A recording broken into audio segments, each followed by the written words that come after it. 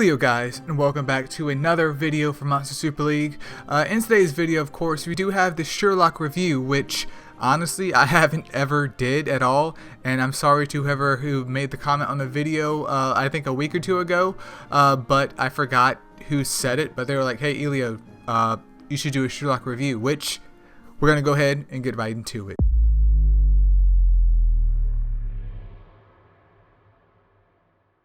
So the reason why I didn't do the whole Sherlock video in the first place was because I think she literally came around once. Obviously we had a recent event where she finally came around for the second time, but it just never ever crossed my mind because we saw her one time and that was it until this year. But anyways, here you guys, we're starting off with Fire Sherlock, who is an attacker type, and she's coming in here with 26k HP, 2.7k attack, and then 1.6k defense. Oh my goodness. I know that she's an attacker, man, but that defense is just a big yiker. She is a nat 3 though, and we could tell from her skills if she's going to be useful or not. But chances are it's going to be quite interesting to say the least. So for her 3-star skill, she has Wood Stalker, which increases her critical hit by 50% when only attacking Wood Astromon.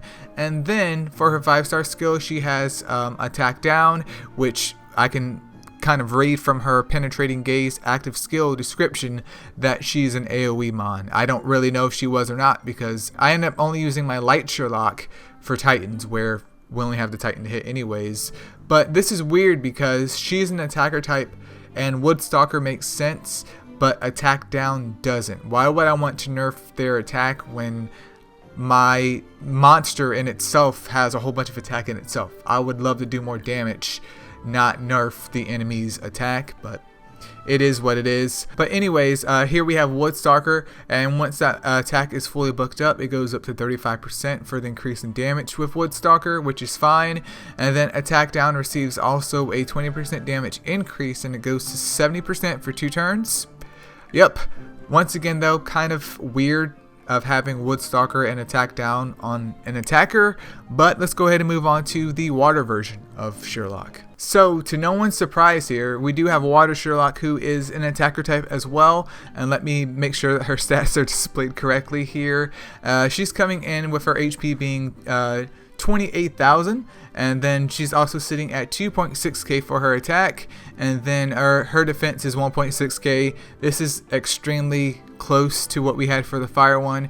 Besides her defense being slightly higher, attack being slightly less, and HP being a little bit more, it looks like she's just going to have the similar kit to the Fire Sherlock. But let's go and take a look here. So Fire Stalker 50%, and then for her AoE move, which is her 5-star skill, Attack Down 60% for 2 turns. Once again, just very weird and bizarre kit. I do understand that Sherlock was introduced in the game before, but it's literally like the devs were like, yeah, we're going to add in Sherlock, but instead of just having like the light one, we're going to make the RGB and a light one, because she's kind of like in part to kind of counter Lupin, who only has a dark version and not a light version. But I feel like his overall nat 4s, at least 1 or 2 of them, could be a lot more useful than Sherlock so far, but it is what it is. Moving over here with books though, same thing with the whole 35% on the, what is that, Fire Stalker, and then for Attack Down it gives a 20% damage boost and goes up to 70% for 2 turns. Once again, is this usable or practical anywhere? It's really up to your choice and your imagination, but at this point, even though we have the Nat 3 League, why would you bring her in there? Why would you do it? Absolutely no one would do this, just FYI. And then coming in hot after this, we do have Wood Sherlock, who is also, spoiler alert, an attacker type, and she's sitting at 26,000 HP. She also has 2.8k attack and then 1.7k defense. So honestly, her stat distribution is the best out of the RGB, even though they're all nat 3s, and the only difference between them literally is their first skill and their element. But I don't make the rules here. So let's take a look at her skills, even though at this point in time we know they are. She has Water Stalker, which increases her critical hit by 50% when attacking Water Astromon. And then for her 5-star skill, once again, we have the 60% attack down for 2 turns. With books, of course, this thing goes up to 35% for her Water Stalker, and then attack down received a 20% damage boost, as well as going to 70% for 2 turns.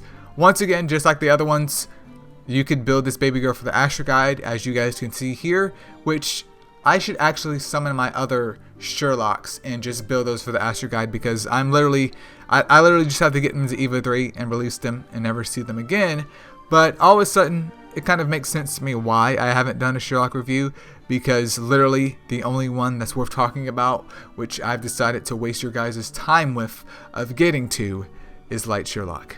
Alright, so we do have Light Sherlock pulled up here. She is also, spoiler alert, I know you guys are just like, you have Sherlock down to a science by now, but she is an attacker type, and as a Nat 4, hopefully her stats are a little bit better than her RGB counterparts who are Nat 3s, because she's sitting at nearly 30k HP, which is pretty potent.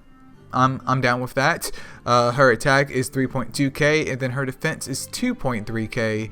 I mean, she's an attacker, so obviously her biggest stat or her biggest feature should be her attack stat, which it's fine. It's fine. However, even though Astromon says that there are an attack type, even though the Astromon is a light Astromon, meaning building her with max crit rate is easier than the other Mons, that does not dictate what their gem set should be. So don't get like freaking tunnel vision of, oh, it's an attacker, automatically crit rate attack, because congratulations, you played yourself if you built your Sherlock like that. So for her 3-star skill, she has exposed weakness, 80% chance for 2 turns, and then for the 5-star skill 2, she has exposed weakness, 80% chance for 2 turns, which obviously I'd mentioned before in the video of me using my Light Sherlock purely in Titans. Makes a lot of sense here. Both of these get a 10% damage increased, and they go up to 100% for 2 turns. That's money right there. That is quite lovely. Without a doubt the only Sherlock that's worth using, because with this kit, even though she's an attacker type, with this kit the main focus is her kind of setting up other Astromon to get the most damage out of them.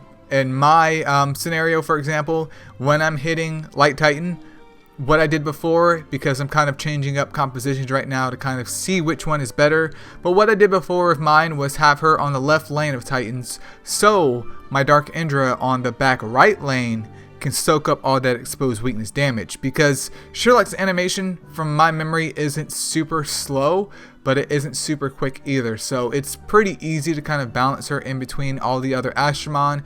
And also, one of the main selling points about this baby girl was because she's a light type, she's not affected by Light Titan, meaning her survival is fine. Obviously Dark Ender should die before she does, but that just helps to ensure that she can get exposed weakness off for Dark Ender to do as much damage as he possibly can.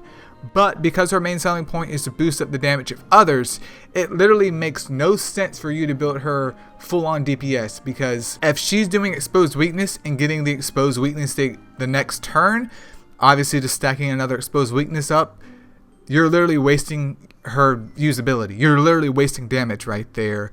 But I mean, that's pretty much it for the Sherlock review, you guys. There's really nothing to add here other than the light one being useful and viable. And with the recent introduction of Cura, even though it's not super recent, but to any players that have returned, with Cura, especially Water Cura getting her change here, Water Cura is arguably just as useful, if not more useful than Sherlock nowadays. I'm not saying that Sherlock doesn't have her place, because she does, but it's all dependent on your team composition and where you're trying to use her at. But at the end of the day, she did come back, which I'm super stoked for that.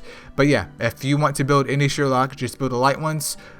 Build the RGB at your own discretion, purely for the Astro Guide. I don't see any other point of using them in any other content in the game, not even the Elemental Tower of Chaos or the Nat 3 League, just because those stats and her skills literally are just weird champ.